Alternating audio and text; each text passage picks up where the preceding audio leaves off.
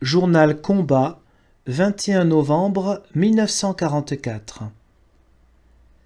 Une fois de plus, faisons le point de la situation espagnole. Franco est toujours au pouvoir.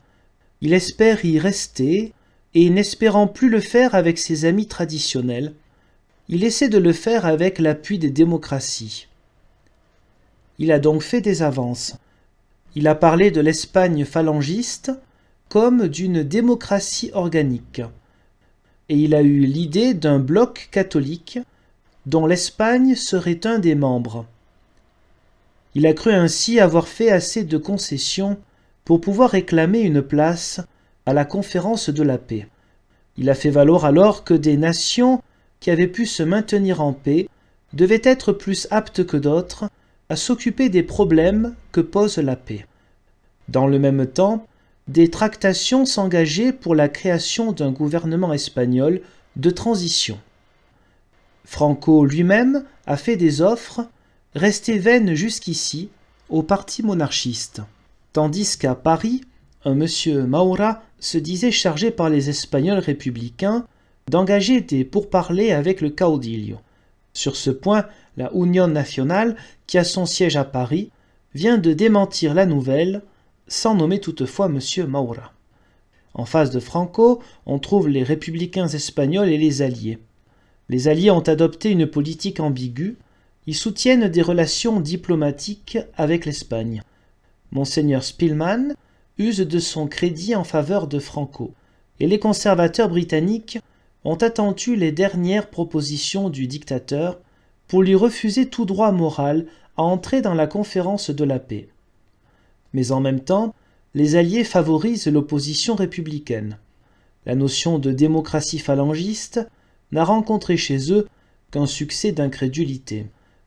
Et on laisse la presse et certaines personnalités souligner que l'Espagne n'a jamais été en paix puisque, par sa non-belligérance, elle a retenu des divisions françaises à sa frontière, puisqu'elle a combattu contre la Russie et qu'elle a profité de la difficile situation de l'Angleterre pour modifier par un coup de force le statut de Tanger. Les républicains espagnols, eux, sont sur le chemin de l'union, mais ils n'y sont pas arrivés. L'organisme le plus remuant est certainement la Unión Nacional Española, réunie récemment à Toulouse, mais de larges fractions de l'opinion républicaine, parmi lesquelles les parlementaires, les mouvements de la gauche démocratique et surtout les groupements syndicaux, CNT et UGT, lui dénient le droit de parler au nom de tous. Leur plus grand grief est la présence dans la Unión Nacional, bien qu'elle soit soutenue par les communistes, de personnalités d'anciens régimes, comme M. Gil Robles, qui a quelque chose à voir avec la répression des Asturies en 1934.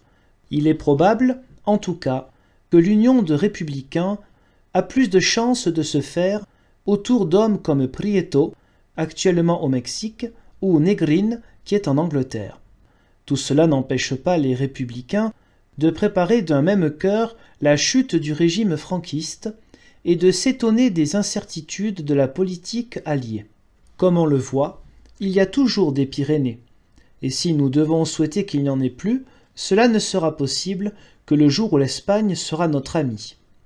Mais il faut faire quelque chose pour cela. Des lecteurs nous demandent pourquoi nous prenons parti dans l'affaire d'Espagne. C'est qu'il faut prendre parti dans certains cas. Et si la France est toujours obligée de mener la guerre contre le fascisme, elle doit le faire totalement ou pas du tout. Nous faisons ce qu'il faut pour que nos informations restent objectives. Mais dans un problème où l'honneur des peuples libres coïncide avec leur intérêt, nous ne devons pas rester neutres. Nous n'avons pas à intervenir dans les affaires d'Espagne.